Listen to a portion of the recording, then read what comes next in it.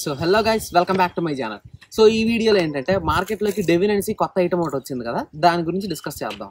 So already chat GPT వచ్చినప్పుడు నేను క్లియర్గా దాని గురించి చెప్పాను. సో చాట్ జీపీటీ వల్ల అడ్వాంటేజెస్ ఏంటి, డిసడ్వాంటేజెస్ ఏంటి అన్నీ కూడా. సో దీన్ని కంపేర్ చేస్తూ చెప్తాను. సో యాక్చువల్లీ ఈ డెవిన్ వల్ల సాఫ్ట్వేర్ ఇంజనీర్స్ రీప్లేస్ అయిపోతారా అంటే నో. అంటే ఇది మెయిన్లీ ఈ డౌట్ అనేది ఎవరికి ఉంటుంది అంటే ఆల్రెడీ ఇండస్ట్రీలో ఉన్న వాళ్ళకి ఈ డౌట్ అనేది ఉండదు.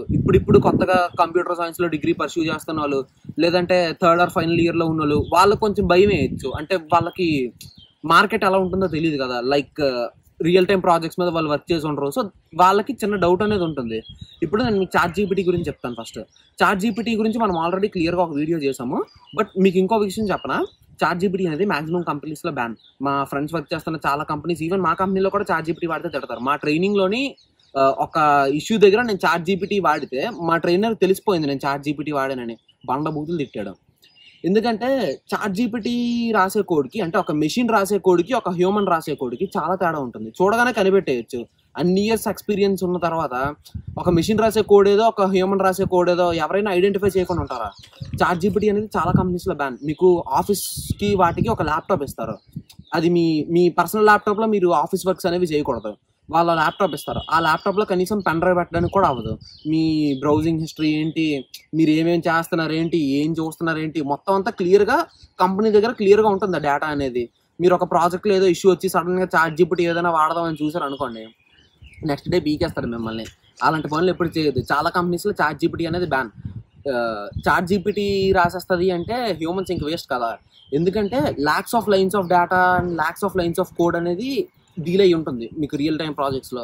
మీరు ఏదో ఒక ఏఐ టూల్ అది కరెక్ట్గా ఇస్తుందో లేదో కూడా తెలియదు, దాని మీద మీరు ఏదైనా చిన్న మిస్టేక్ చేశారనుకోండి మొత్తం అంతా తేడా కొట్టేస్తుంది.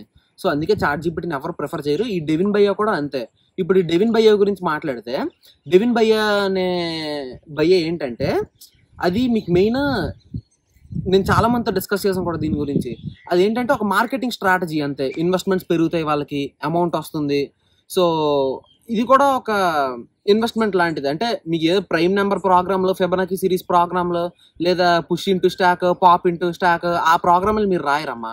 ఒక కంపెనీకి వచ్చిన తర్వాత, ఒక ఇండస్ట్రీకి వచ్చిన తర్వాత అక్కడ మీరు రాసే కోడ్స్, ఇక్కడ మీరు చూసే కోడ్స్ కంప్లీట్లీ డిఫరెంట్ ఉంటాయి. సో డెవిన్ భయ్యా నమ్ముకొని అంత పెద్ద ప్రాజెక్టులు అవి చేతిలో పెట్టేస్తానంటే కష్టం అయ్యే పని కాదు.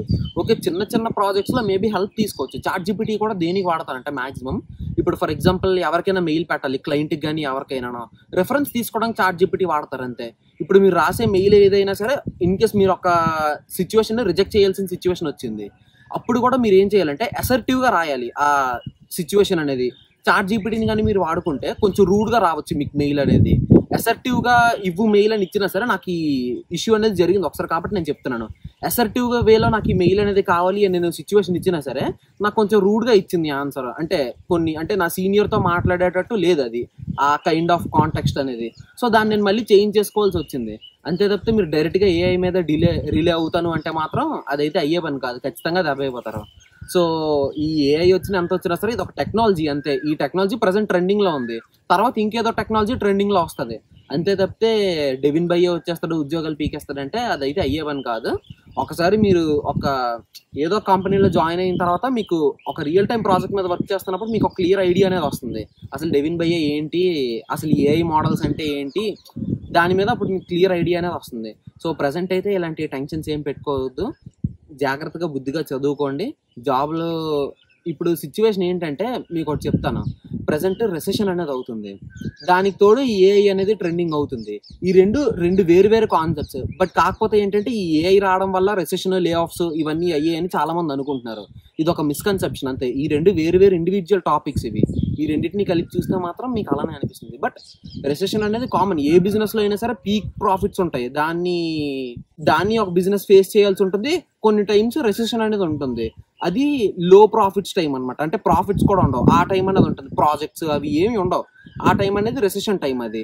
ఇప్పుడు మనం ఆ టైంలో ఉన్నాం. బిజినెస్ అన్నాక అప్ అండ్ డౌన్స్ కామన్. అది ఈరోజు మీకు ఏదైనా తీసుకోండి, ఈరోజు ప్రాఫిట్స్ ఉన్నాయంటే రేపు కూడా ఇంతే ప్రాఫిట్ ఉంటుందని గ్యారంటీ ఉంటుంది. అయితే అది డబుల్ అవ్వచ్చు, లేదా ఉన్నది కూడా పోవచ్చు.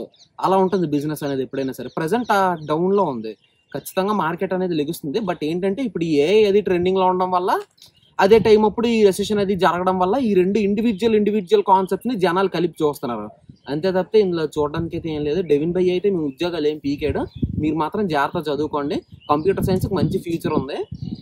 మీరు ఏం చూసినా సరే మీ చుట్టూ అంతా ఆటోమేట్ అవుతూ ఉంది. మీకు కొత్తవన్నీ రోజు రోజుకి అడ్వాన్స్ అవుతూనే ఉన్నాయి. So that's it for the day. ఈ వీడియో కనుక మీకు నచ్చినట్టయితే ఛానల్ లైక్ చేయండి, షేర్ చేయండి and subscribe, hit the bell icon. Thank you.